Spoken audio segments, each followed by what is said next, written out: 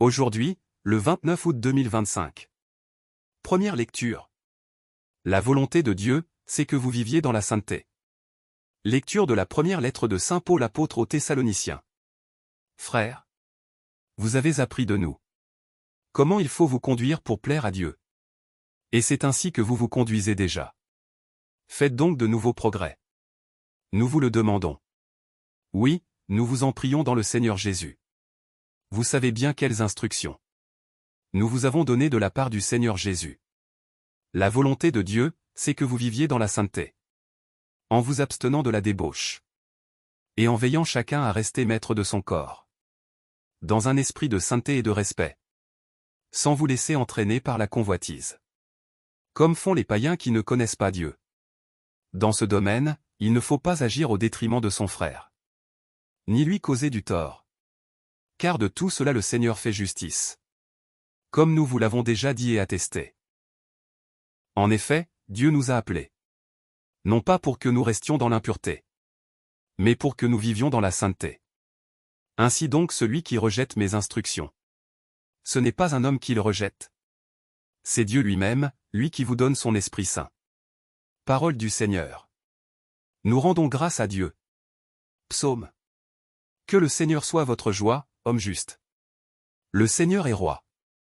Exulte la terre. Joie pour les îles sans nombre. Ténèbres et nuées l'entourent. Justice et droit sont l'appui de son trône. Les montagnes fondaient comme cire devant le Seigneur, devant le Maître de toute la terre. Les cieux ont proclamé sa justice, et tous les peuples ont vu sa gloire.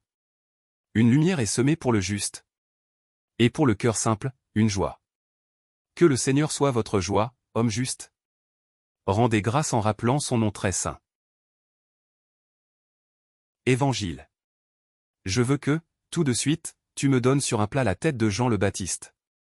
Alléluia. Alléluia.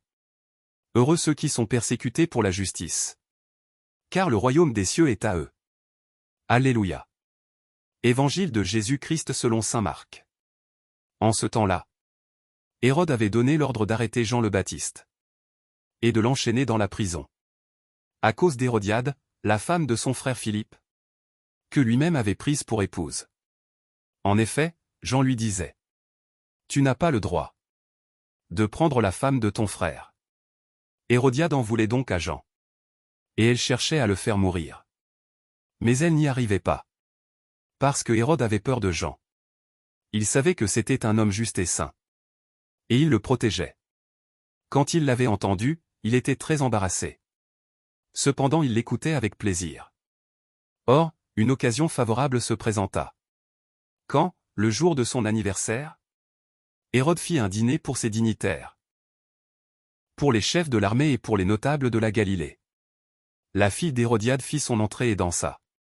Elle plut à Hérode et à ses convives. Le roi dit à la jeune fille: Demande-moi ce que tu veux, et je te le donnerai. Et il lui fit ce serment: Tout ce que tu me demanderas, je te le donnerai, même si c'est la moitié de mon royaume. Elle sortit alors pour dire à sa mère: Qu'est-ce que je vais demander? Hérodiade répondit: La tête de Jean, celui qui baptise. Aussitôt la jeune fille s'empressa de retourner auprès du roi, et lui fit cette demande: Je veux que, tout de suite, tu me donnes sur un plat la tête de Jean le Baptiste. Le roi fut vivement contrarié, mais à cause du serment et des convives, il ne voulut pas lui opposer un refus. Aussitôt il envoya un garde, avec l'ordre d'apporter la tête de Jean. Le garde s'en alla décapiter Jean dans la prison. Il apporta la tête sur un plat, la donna à la jeune fille, et la jeune fille la donna à sa mère. Ayant appris cela, les disciples de Jean vinrent prendre son corps, et le déposèrent dans un tombeau. Acclamons la parole de Dieu. Louange à toi Seigneur Jésus.